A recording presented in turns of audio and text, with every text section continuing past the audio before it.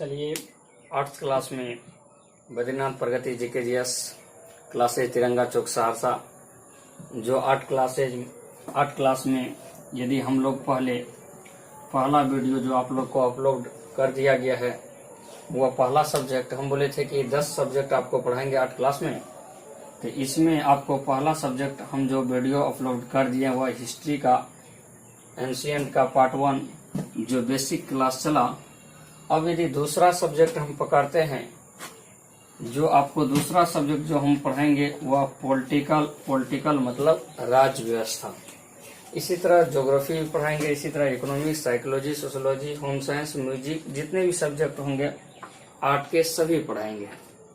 क्योंकि हिस्ट्री हो, पॉलिटिकल हो, ज्योग्राफी हो, इकोनॉमिक्स हो, इन सब सब्जेक्ट में 12th क्लास में अधिकांश बच्चे रहते हैं, अधिक से अधिक बच्चे रहते हैं, इसलिए इस पॉलिटिकल सब्जेक्ट को पढ़ेंगे। वैसे भी जिसका इस सब्जेक्ट नहीं भी हो पॉलिटिकल, वह भी बच्चों के लिए बेसिक जानकारी के लिए भारत देश के शासन प्रशासन किस तरीका से चलाते हैं उसके लिए भी जानकारी रखने के लिए, या भारत का राज्य व्यवस्था कैसे चुनाव होता है, कैसे देश का नियम कानून है, किस तरीका बना है, कैसे हमारा देश चलता है, इसलिए इस राज्य व्यवस्था, इस पॉलिटिकल पढ़ना सभी बच्चों के लिए अनिवार्य है। यह वीडियो अति महत्वपूर्ण इसलिए होगा कि यह पॉलिटिकल के साथ साथ हम बार बार बोल रहे हैं कि इसमें कंपटीशन वाले बच्चे जो होंगे उनके भी काम आएंगे। और कंपटीशन वाले बच्चे आपके लिए अलग से वीडियो, चाहे हिस्ट्री का हो, चाहे ज्योग्राफी, पॉलिटिकल, इकोनॉमिक्स, चाहे फिजिक्स, केमिस्ट्री, बायोलॉजी, आपके अलग से वीडियो बना दिया जाएगा। लेकिन तत्काल के लिए आप इस पॉलिटिकल पढ़िए, लगभग आपका इससे 80%, लगभग 70 से 80% आपका इस 12th के पॉलिटिकल से आपका कंप्लीट हो जाएगा। इसलिए अब जो दूसरा सब्जेक्ट, हिस्ट्री के बाद दूसरा सब्जेक्ट जो स्टार्टिंग कर रहे हैं प्यारे बच्चों, आपको पॉलिटिकल मतलब स्टार्टिंग कर रहे हैं राज्य व्यवस्था। तो यदि दूसरा सब्जेक्ट की यदि हम बात करेंगे तो इस दूसरा सब्जेक्ट राज्य व्यवस्था हम आपको शुरुआत कर रहे हैं, जो कि बोर्ड एग्जाम में प्यारे बच्चों इस राज्य व्यवस्था से 100 मार्क, इस राज्य व्यवस्था से आपके बोर्ड एग्जाम में 100 मार्क का क्वेश्चन पूछा जाएगा। और इस 100 मार्क क्वेश्चन में आपको 2 बुक इस राज्य व्यवस्था 12th क्लास में आपको पढ़ना पड़ेगा। यदि यह दोनों बुक से मिला करके आपको 100 मार्क पूछा जाएगा, और जिसमें एक राज्य व्यवस्था का एक पढ़ना पड़ेगा भारतीय राज्य व्यवस्था, और दूसरा जो पढ़ना पड़ेगा वह विश्व के राज्य व्यवस्था, विश्व के राज्य व्यवस्था। मतलब भारत के राज्य व्यवस्था के साथ विश्व के राज्य व्यवस्था, वर्ल्ड के भी राज्य व्यवस्था के बारे में अपना लोग को पढ़ना है। और दोनों बुक मिला करके क्वेश्चन बोर्ड एग्जाम में क्वेश्चन बनेंगे। इसलिए पहले हम लोग भारतीय राज्य व्यवस्था को स्टार्टिंग करते हैं, फिर विश्व के कोई भी पार्ट को स्टार्टिंग कर सकते हैं। लेकिन यह भारतीय राज्य व्यवस्था के बारे में हम लोग बचपन से पढ़ते आ रहे हैं, 8वां, 9वां, 10वां क्लास में पढ़ते आ रहे हैं। और विश्व का थोड़ा यह अपेक्षा इंटरेस्टेड उतना नहीं रहता जितना यह भारतीय राज्य व्यवस्था रहता है। और यह जाने पहचाने चीज याद भी होता है, सुनने में भी मजा आता है, पढ़ने में भी मजा आता है। इसलिए भारतीय राज्य व्यवस्था को हम लोग पहला पार्ट को हम लोग स्टार्टिंग करेंगे, फिर भारतीय राज्य व्यवस्था के जितने 10 चैप्टर होंगे सभी को सॉल्व करके फिर विश्व राज्य व्यवस्था को हम लोग स्टार्टिंग करेंगे। वैसे आप लोग के क्लास में जो 12th क्लास का हमने लिए हैं क्लास में, उसमें थोड़ा इस बेसिक क्लास को लिए हैं, लेकिन यहाँ ध्यान देना है इसमें हम अधिक से अधिक ऑब्जेक्टिव क्वेश्चन पर देंगे। और आपके क्लास से अधिक इसमें क्या करेंगे, ऑब्जेक्टिव को पकड़ेंगे। उसको आप लोग क्या करेंगे, ग्रुप के माध्यम से आपको नोट डाल दिया जाएगा, PDF डाल दिया जाएगा, फिर भी यहाँ से ऑब्जेक्टिव सुनेंगे, आपको याद हो जाएगा। तो आज प्यारे बच्चों हम स्टार्टिंग करते हैं 12th की दूसरा सब्जेक्ट आपको इस राज्य व्यवस्था, मतलब राज्य व्यवस्था में स्टार्टिंग जो करेंगे हम, यह भारतीय राज्य व्यवस्था का हम आपको स्टार्टिंग कर रहे हैं, शुरुआत करें। जो कंपटीशन वाले बच्चे और 12th वाले बच्चे, दोनों बच्चे के लिए इसमें कामयाब होने वाले हैं, दोनों को फायदा होने वाले हैं। उसे कंपटीशन के लिए अलग से वीडियो बनाएंगे। तो अब पहला पॉइंट आ जाता है भारतीय राज्य व्यवस्था। तो अब पहले भारतीय मतलब अपना देश, अब आ गया राज्य व्यवस्था। तो हम पहले बोल चुके हैं किसी भी सब्जेक्ट को पढ़ने से उस सब्जेक्ट का पहले डेफिनेशन, पहले परिभाषा को हम लोग जानते हैं, फिर उसके बाद उसके अंदर घुसेंगे। तो पहला पॉइंट आ जाता है कि राज्य व्यवस्था किसे कहा जाता है। तो इसका डेफिनेशन, परिभाषा हम दे रहे हैं कि राज्य व्यवस्था वह व्यवस्था है जिस व्यवस्था के तहत किसी देश के शासन प्रशासन को चलाया जाता है, उस व्यवस्था को राज्य व्यवस्था कहते हैं। हमने क्या बोले, फिर से प्यारे बच्चों सुनेंगे कि राज्य व्यवस्था वह व्यवस्था है जिस व्यवस्था के तहत किसी देश के शासन प्रशासन को सही ढंग से चलाया जाता है, उसे राज्य व्यवस्था कहा जाता है। तो अब देखिए, राज्य व्यवस्था को सुचारू ढंग से चलाने के लिए, इस शासन प्रशासन को सुचारू ढंग से राज्य व्यवस्था को चलाने के लिए इसमें जो आवश्यकता होता है वह नियम एवं कानून की आवश्यकता होता है। यदि किसी देश को सुचारू ढंग से, सही ढंग से चलाएंगे, चाहे देश हो, चाहे राज्य हो, या कोई भी क्षेत्र हो, चाहे हमारा घर परिवार हो, उसके लिए नियम एवं कानून की आवश्यकता होती है। यदि नियम एवं कानून के अनुसार नहीं चलता है तो वह ठीक ढंग से, सही ढंग से लागू नहीं हो पाता है, सबको बराबर का हक नहीं मिल पाता। जैसे हमारा घर परिवार ही, घर में अपना एक नियम होता है, कानून होता है, जिससे बराबर सभी को हक मिलता है। इसीलिए हमारे देश या किसी भी देश को सुचारू ढंग से राज्य व्यवस्था को चलाने के लिए अपने अपने सभी देश का अलग अलग अपना नियम एवं कानून होता है। उसी तरीका से हमारे भारत देश का भी अपना नियम एवं कानून है, और उसी नियम कानून के तहत अपने भारतवर्ष की राज्य व्यवस्था को सुचारू ढंग से चलाया जाता है। इसलिए इस सुचारू ढंग से चलाने के लिए नियम एवं कानून की क्या होती है, आवश्यकता होती है। तो चलिए, अब इस नियम एवं कानून को ही हम, प्यारे बच्चों, यदि इस नियम एवं कानून को ही हम कहते हैं संविधान। तो इस संविधान जो कहते हैं नियम एवं कानून को ही, तो अब डेफिनेशन आ जाता है या परिभाषा आ जाता है कि संविधान किसे कहा जाता है। तो संविधान हम सीधा कह सकते हैं कि नियम एवं कानून के संग्रह को संविधान कहेंगे। मतलब जिस बुक में, जिस सब्जेक्ट में, जिस विषय में नियम एवं कानून लिखा गया है, उसका इकट्ठा किया गया है, उसी नियम एवं कानून के संग्रह को संविधान कहा जाता है। तो अब संविधान जाने, राज्य व्यवस्था जाने कि राज्य व्यवस्था वह व्यवस्था जिस व्यवस्था के तहत किसी देश की शासन प्रशासन को सुचारू ढंग से चलाया जाता है, उसे हम राज्य व्यवस्था कहते हैं। इसी राज्य व्यवस्था में पहले परिभाषा जाने। अब प्यारे बच्चों, इस बार का जो पॉलिटिकल का जो ऑब्जेक्टिव क्वेश्चन पूछा गया वो आपके सिलेबस से आउट ऑफ और बीपीएससी लेवल के चला गया था, अंदर तक चला गया था। अभी जो कुछ टॉपिक को डीलिंग करेंगे वहां से कुछ पकड़ लिया गया था, इसलिए अंदर तक जाएंगे और एक एक ऑब्जेक्टिव को देखते हुए फिर सब्जेक्टिव को दोनों को सॉल्व करके आगे बढ़ेंगे। तो पहला क्वेश्चन, भारतीय राज्य व्यवस्था। तो पहला क्वेश्चन यदि आ जाता है कि एक क्वेश्चन पर चर्चा आता है कि यदि आपको नागरिक शास्त्र, यदि नागरिक शास्त्र के पिता यदि क्वेश्चन पूछा जाएगा आप लोग को, तो इसे कहेंगे अरस्तु। यदि नागरिक शास्त्र के पिता अरस्तु या भारतीय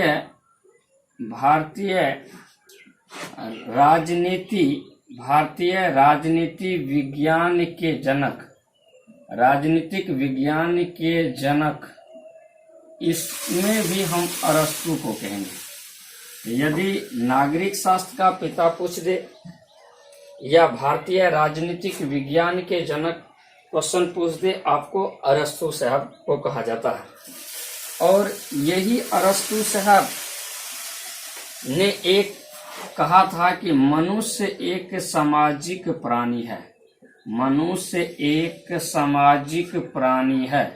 तो यदि क्वेश्चन पूछा जाएगा कि यदि नागरिक शास्त्र के पिता किसको कहेंगे, अरस्तु को, भारतीय राजनीतिक विज्ञान के जनक किसे कहेंगे, अरस्तु को, मनुष्य एक सामाजिक प्राणी है, या किसने स्टेटमेंट जो दिया था, यह आपको अरस्तु साहब। और एक क्वेश्चन बनता है कि यह विश्व के प्रथम राजनीतिक वैज्ञानिक, यह विश्व के प्रथम राजनीतिक वैज्ञानिक भी यदि क्वेश्चन पूछे तो वह आपको अरस्तु साहब को ही मारेंगे। तो यहाँ नागरिक शास्त्र के पिता अरस्तु, भारतीय राजनीतिक विज्ञान के जनक अरस्तु, मनुष्य एक सामाजिक प्राणी है वह अरस्तु, और विश्व के प्रथम राजनीतिक वैज्ञानिक भी अरस्तु। तो अब अरस्तु बार बार चर्चा करें, और आप लोग तो 9th 10th में पढ़ेंगे कि यदि जीव विज्ञान या जंतु विज्ञान के पिता भी यदि क्वेश्चन पूछा जाता है तो हम लोग मारते हैं अरस्तु।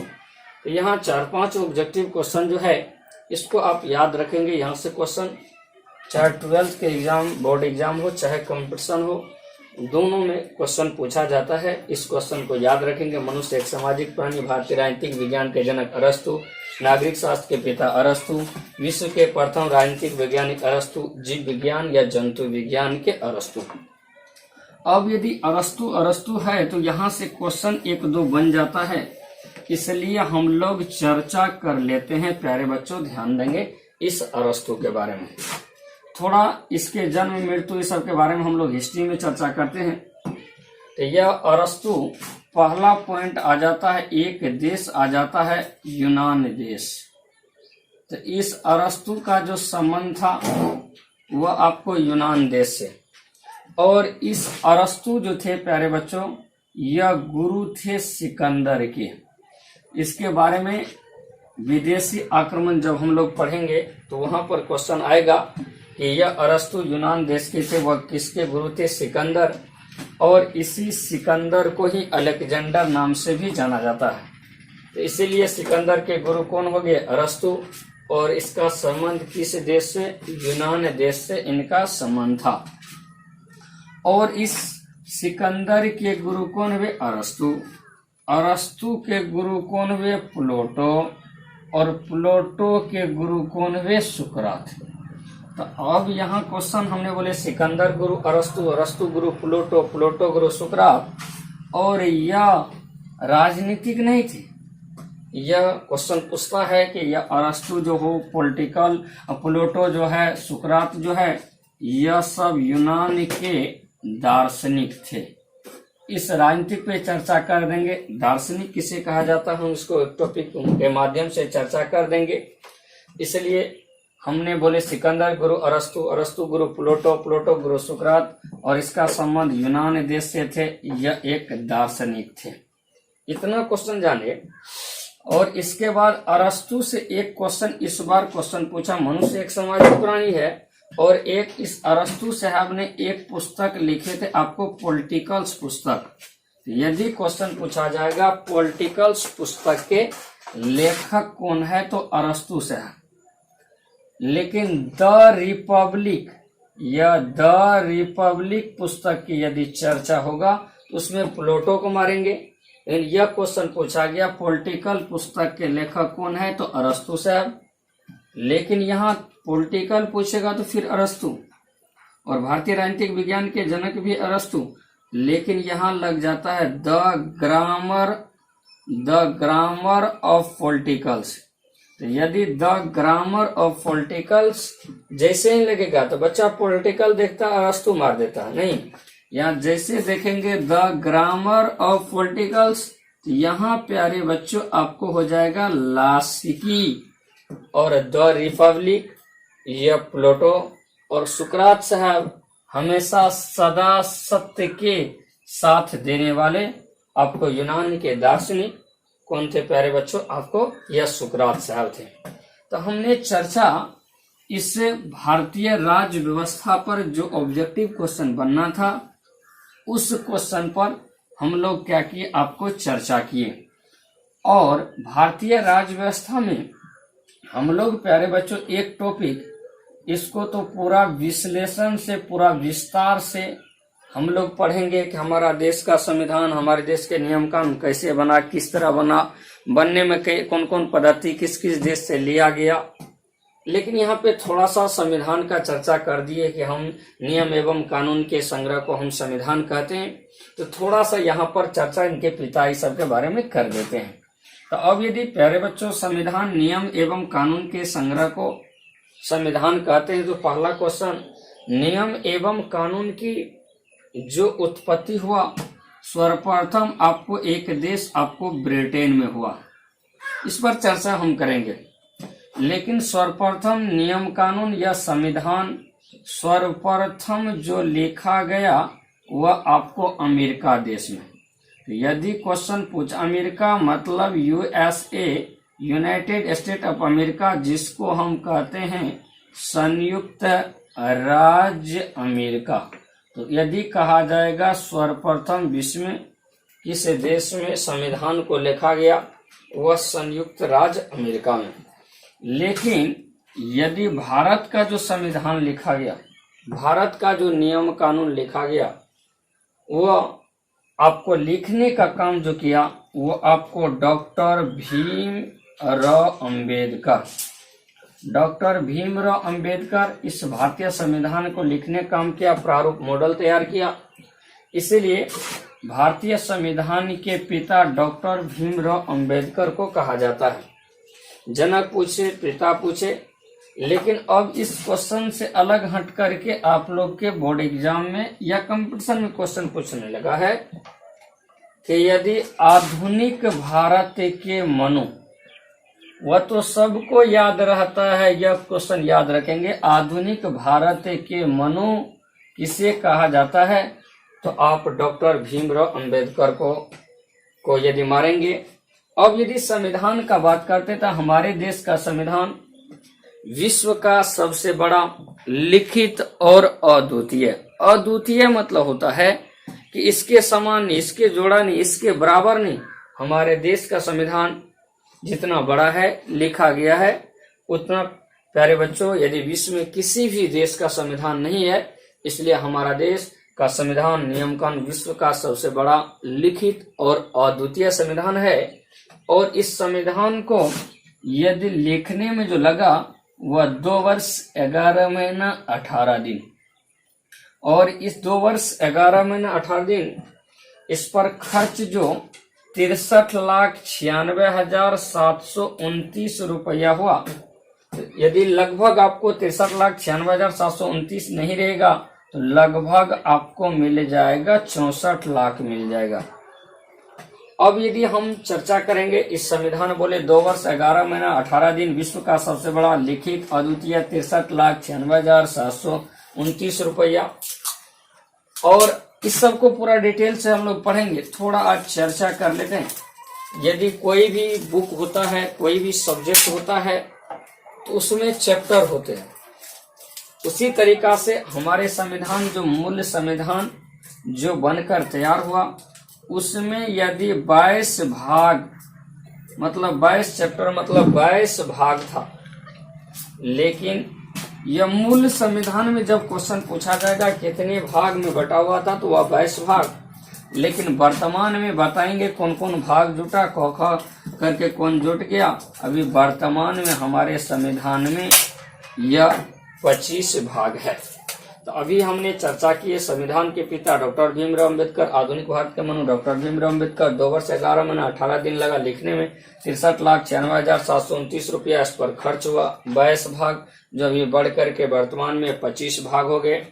और प्यारे बच्चों, इस संविधान पे हम चर्चा करेंगे, पूरे विस्तार से करेंगे कि पार्ट एक टॉपिक को लेकर के। वैसे हम क्लास में पढ़ाए भी है, 12th क्लास में ये सब टॉपिक समाप्त है, लेकिन फिर भी रिवाइज हो जाएगा।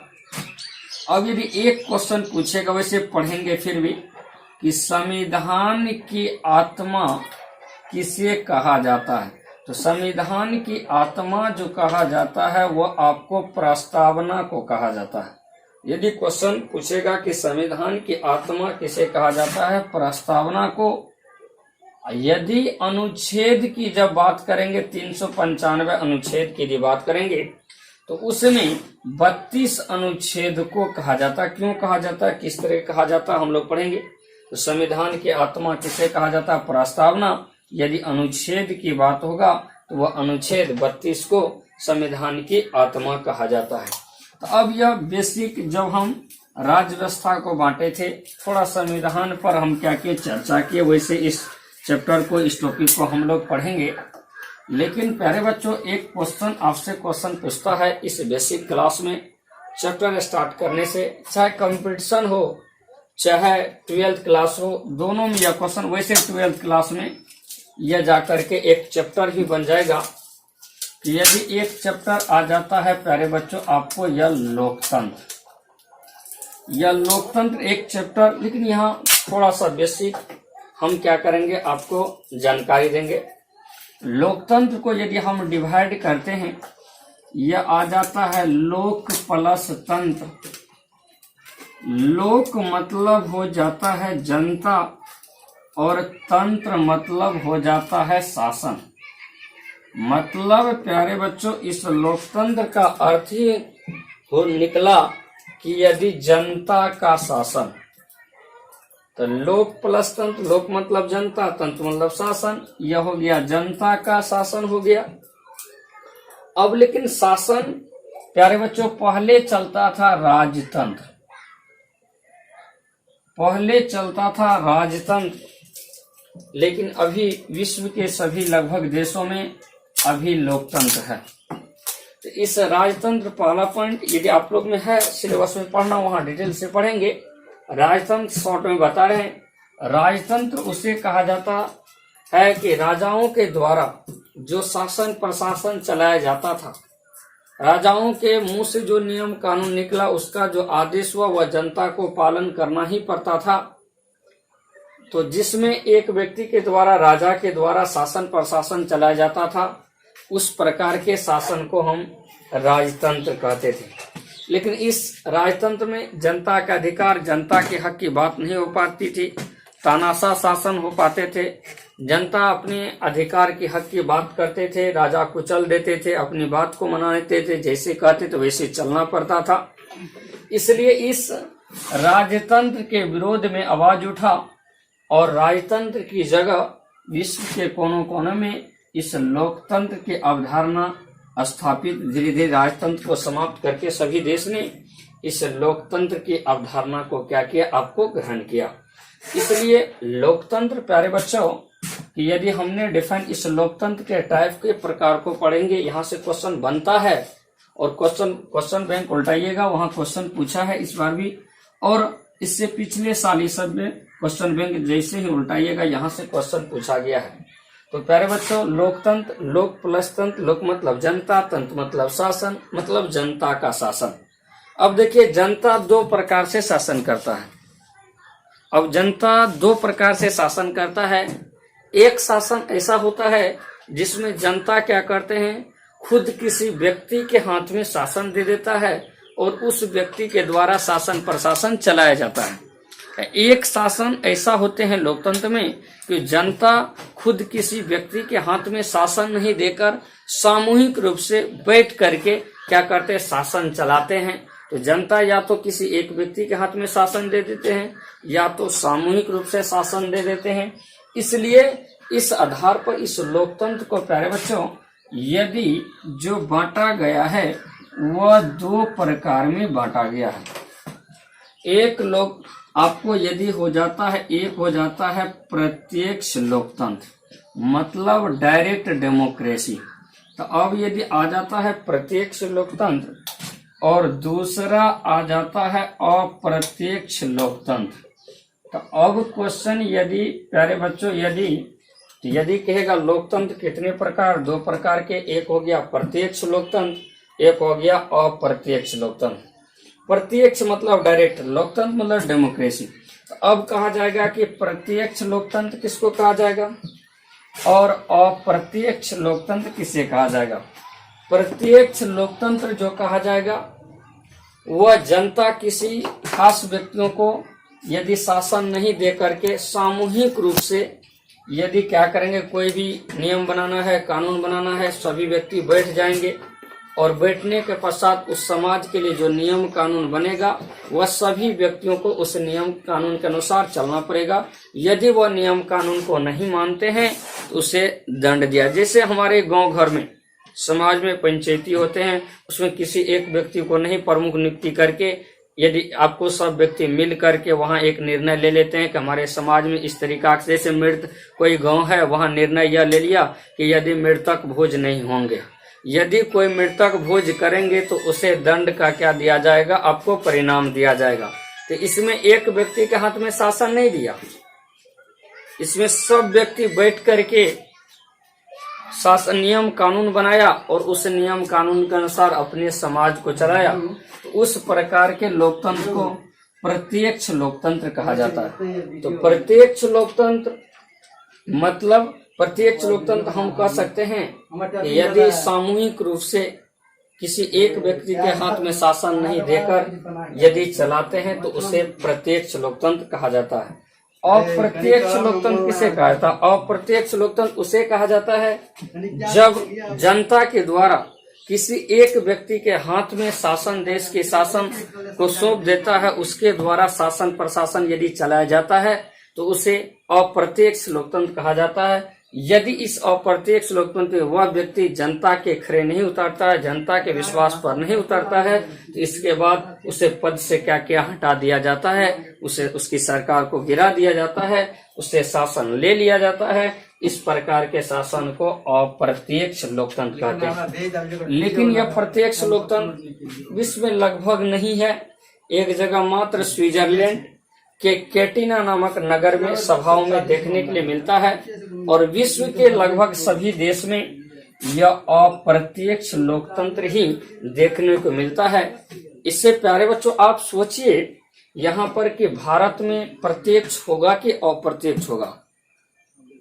यहाँ प्रत्यक्ष नहीं होगा क्योंकि सामूहिक रूप से शासन नहीं। भारतवर्ष में यदि एक व्यक्ति के हाथ में हम शासन देते हैं, उसके द्वारा शासन प्रशासन चला जाता है। जनता खुद शासन नहीं करती है, जनता अपने द्वारा चुने हुए प्रतिनिधि के द्वारा शासन अपने देश के चलवाते हैं। इसलिए यह अप्रत्यक्ष लोकतंत्र, लगभग यह क्वेश्चन याद रखेंगे कि भारतवर्ष में यदि अप्रत्यक्ष लोकतंत्र, भारत में जो प्रत्यक्ष लोकतंत्र है कि अप्रत्यक्ष, इसलिए याद रखेंगे भारत में अप्रत्यक्ष लोकतंत्र है। और इस लोकतंत्र शब्द यह देने वाले आपको अब्राहम लिंकन ने दिया था, जिसने कहा था जनता का, जनता के लिए, जनता के द्वारा शासन ही आपको लोकतंत्र कहलाता है। इसलिए यह लोकतंत्र, यदि क्वेश्चन पूछा जाएगा लोकतंत्र कितने प्रकार, 2 प्रकार, एक हो गया प्रत्यक्ष, एक हो गया अप्रत्यक्ष। यह कैटिना नामक नगर सभाओं में कैटिना नामक नगर सभाओं में देखने को मिलता। लगभग विश्व में इस प्रकार की लोकतंत्र नहीं है और विश्व में लगभग या भारत में लगभग जो लोकतंत्र है वह है अप्रत्यक्ष लोकतंत्र। आज यहीं तक, फिर इससे आगे न्यू चैप्टर अपना लोग पढ़ेंगे। यह कंपटीशन और 12th आर्ट दोनों के लिए क्या होगा, यह आपको फायदेमंद होगा, इसलिए पढ़िए। इससे जो क्वेश्चन बनेगा उसका हम नोट भी, PDF भी अपने जो बच्चे ग्रुप वाला होंगे उसको डाल देंगे। और यहाँ आप लोग क्या करेंगे, बार बार वीडियो को देखकर ऑब्जेक्टिव सब्जेक्टिव आपका क्लियर हो जाएगा।